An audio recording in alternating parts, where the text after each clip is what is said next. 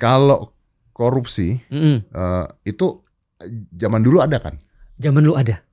Di zaman Rasul ada. Nah, coba ceritain dan coba ceritain secara hukumnya apa tuh? Oke.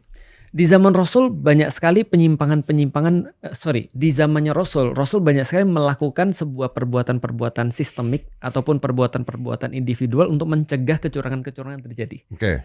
Karena kita tahu bahwasanya the higher the power tend to corruption itu pasti lebih tinggi, higher juga.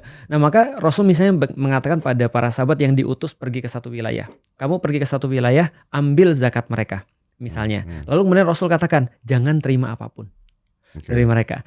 Ada sahabat yang datang pada Rasulullah lalu berkata, ini zakatnya, ini untuk aku. Ini bagiannya kamu, ini bagiannya aku. Rasul katakan enggak, sini. Dikatakan, lo enggak, ini penduduknya ngasih ke aku kok. Lalu Rasul balas nanya, mungkin enggak penduduk itu ngasih ke kamu kalau kamu enggak bertugas? Enggak, berarti itu bukan punya kamu. Berarti gratifikasi dinolkan kan gitu kan ya.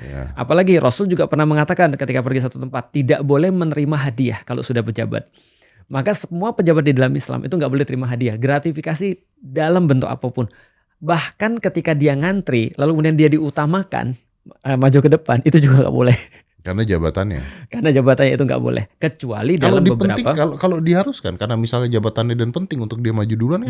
Kecuali ada alasan khusus. Kalau misalnya, ketika misalnya dia harus kemudian memberikan sambutan di depan, atau dia harus ngajar di depan, ya wajar dong kalau dia nggak. Intinya alasannya yang kuat bukan jabatannya ya. Makanya kadang-kadang aku juga agak-agak deg-degan dan merasa nggak etis ketika ada ustadz datang, silakan ustadz langsung maju ke depan. Pak, itu juga pasti kan ustadz maksudnya kan. Makanya kita merasa nggak etis. Tapi kan kita nolak juga nggak enak gitu kan. Karena aku pikir betul juga sih kalau udah kayak aku ada di situ, itu justru bikin jadi kacau sih Om sebenarnya. Orang minta foto lah, orang ngerubung lah, malah jadi maksudnya gitu. Karena kalau ada pertimbangan boleh. Kadang-kadang saya nih lagi kayak kemarin ke rumah sakit gitu, ke rumah sakit terus dapat spesial ya. Begitu nyampe si manajemennya mesti ditunggu di ruangan ini aja deh. Ya, gitu. Karena ada pertimbangan tertentu. Saya ngomong nih Ustadz, demi Allah saya ngomong, nggak apa-apa saya di sini aja. Mas nanti rame. Betul. Terus saya mikir, iya sih, yang ada gua. Itu bukan karena staff sus, itu karena famous. Karena terkenal nih. Tapi kan artinya kita mendapatkan nilai-nilai positif dong. Bukan nilai positif.